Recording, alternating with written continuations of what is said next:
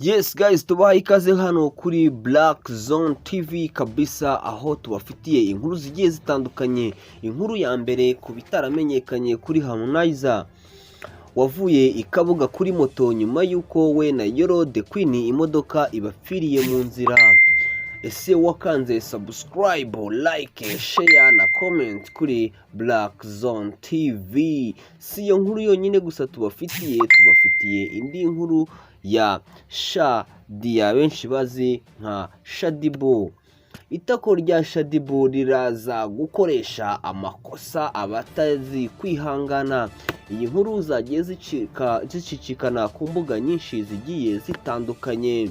Turagira ngo tumenye niba warakanze subscribe, like, share na comment, ubundi dukomezanye ikiganiro ku buryo burambuye.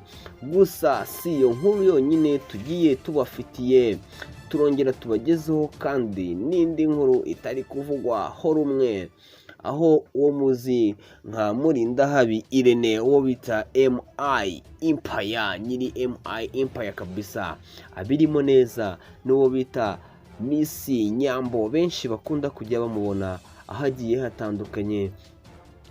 Yes, twongeye kubaha ikaze, reka tugaruke mu buryo burambuye uko bimeze kuri iyi nkuru ya Harmonize n'uwo bita Yolo The Queen. Tujye byimbitse uko byagiye bigenda.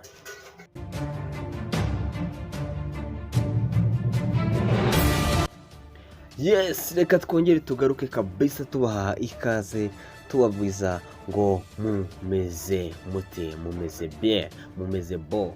So rero nkuko mwari mubizi, Yolo The Queen na Harmonize bamaranye igihe kitari gito rwose, bagaragara cyane mu rukundo, aho mu minsi yashize Yolo The Queen aherutse mu gihugu cya Tanzania. Benshi bagiye babona ifoto yagiye ikwirakwizwa ari ku mbuga zabo ndetse n'imbuga ya Harmonize, cyane cyane kuri Instagram, aho benshi byakomeje kuba urujijo bikanabacanga cyane. Ese ubundi byagenze gute, bimeze bite? Hano hari aho batubwiye ngo Yolo The Queen akunda kugaragara cyangwa se agaragaza amarangamutima menshi cyane kuri Harmonize. Reka tugerageze twatake inkuru ku buryo burambuye, mugenda rwose mberekamo n'amafoto ye. Benshi mwagiye mubikunda rwose, mukavuga ati uyu mukobwa abonye umukunda koko akamukunda kaza, byaba ari byiza cyane rwose. Reka tugerageze twifashishe inyarwanda turebe ibyo bagiye bagarukaho. Nk'uko umutwe wavugaga bagira bati ibitaramenyekanye kuri Harmonize wavuye ikabuga kuri moto nyuma y'uko we na Yolo The Queen imodoka ibapfiriyeho. Benshi ntabwo bigeze babimenya, ariko niko byagenze. Reka turebe mu nkuru birambuye uko byagenze.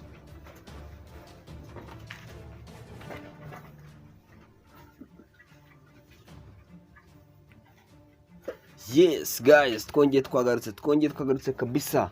Hano baratangira batubwira ngo mu minsi ishize umuhanzi wo muri Tanzania Rajab Abdul Kahali wamenyekanye nka Harmonize yavuye mu Rwanda ahasize inkuru ndetse yerekana ko ari umuhanzi uhorana udushya muri muzika yiwe. Uyu muhanzi igihe gito yamaze i Kigali yari amaze kuyihindanya mu myidagaduro, dore ko umunsi ku munsi yabaga yakoze udutendo tugiye dutandukanye. Harmonize ukomoka muri Tanzania, iyo avugwaho mu rukundo kenshi akunda kuvugwa n'ubundi mu nkuru z'urukundo, ariko bo na Yolo The Queen byabaye ibindi bindi. Si udutendo cyangwa ibyamuranzeho muri Kigali tugiye kugarukaho, ahubwo tugiye kugaruka ku buryo uyu muhanzi yavuye ikabuga kuri moto agaruka kuri hoteli yari kuraramo muri iyo minsi. Uko byagenze rero kuri Harmonize kugira ngo ave i Kabuga n'amaguru, ubwo Harmonize yari atashye we na Yolo The Queen mu mugoroba, rwose byaje kuba ibindi bari kwerekeza i Rwamagana aho n'ubundi Yolo The Queen abarizwa, aho uyu mukobwa n'ubundi rwose bavuga yuko ngo atuye rwose atituriye mu murwa. Ubwo rero imodoka yaje kugira ikibazo mu nzira, biba ngombwa ko yiyambaza moto bwangu imusubiza kuri hoteli. Umumotari watwaye Harmonize ariko utifuje ko dukoresha amazina ye, yabwiye inyarwanda.com ko ari we watwaye Harmonize amukura i Kabuga, ndetse ko batigeze bavugana igiciro cy'amafaranga, ahubwo yamwishyuye kandi neza cyane amubarira amafaranga menshi. Motari yavuze ko atwara Harmonize atari yamenye ko ari we, cyane ko yari yitwikiriye amaso hose, benshi batigeze banamenya uko byagenze, ahubwo ko yaje kubimenya nyuma agiye kumwishyura. Harmonize na Yolo The Queen ntibagisiba kwerekana urukundo rwabo, banyuze ku mbuga nkoranyambaga ndetse umunsi ku munsi bakunze kwerekana bari kumwe. Harmonize aherutse gushyira hanze indirimbo ari kumwe na Bruce Melody, ndetse muri iyo ndirimbo niho aririmbamo Yolo The Queen. Benshi barayikunze, abatarayibonye bagerageze banyarukire kuri YouTube channel ya Bruce Melody, bose bari buze kuyumvamo aho yaririmbye iki gitangaza cy'uyu umukobwa rwose utatse amabengeza. Ese nakubaza ngo wakoze subscribe? Iyi ni Black Zone TV, niho tugiye kujya tubikurikiranira kabisa, rwose tugenda tubaha amakuru agezweho, amakuru ashyushye rwose, aho benshi bari bayategereje ari benshi. Rero wowe icyo usabwa ni ugukanda subscribe, like, share na comment, ubundi tukajya tubana umunsi ku wundi. Reka twongere mu kanya gato twatake inkuru ya Shadia, uwo bita Shadibu, umwami w'imbuga nkoranyambaga hano mu Rwanda. Yes, reka twongere tubahe ikaze kuri Black Zone TV. Ahangaha reka twongere tugaruke ku nkuru noneho ya Shadia Shadibu. Umutwe uragira uti itako rya Shadibu riraza gukoresha amakosa abatari bake batabasha no kwihangana. Iyi nkuru iragira iti rutwitsi ku mbuga nkoranyambaga uzwi nka Shadibu, ubundi ku mazina ye bwite bamwita Mbabazi Shadia, ariko ku mbuga nkoranyambaga akoresha iryo bita Shadia cyangwa se ukamwita Shadibu. Ubundi byagenze bite kugira ngo abantu kuri iyi mihanda bacike ururondogoro, dore ko abantu benshi bakomeje kumirwa babonye iyi foto?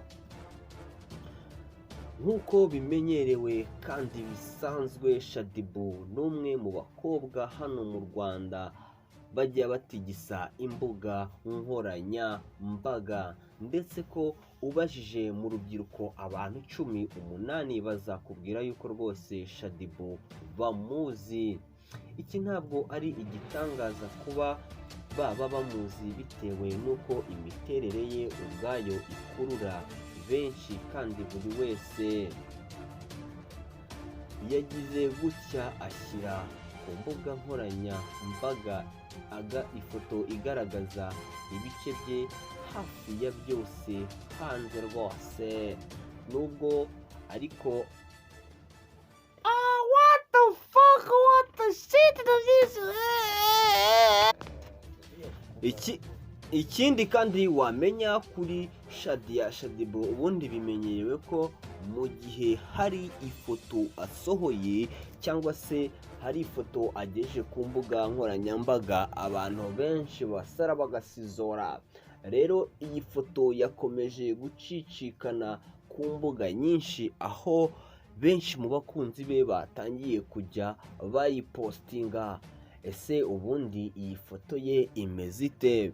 Reka tugerageze turebe iyi foto ye ukuntu imeze, turebe n'icyatumye benshi bayisarira. Nk'uko twabibabwiye n'ubushakashatsi bwakozwe aho mu bantu 8 baba abahungu, abagore, abagabo aho bateraniye ukabaza Shaddy Boo nibura 8 muri bo baba bamuzi.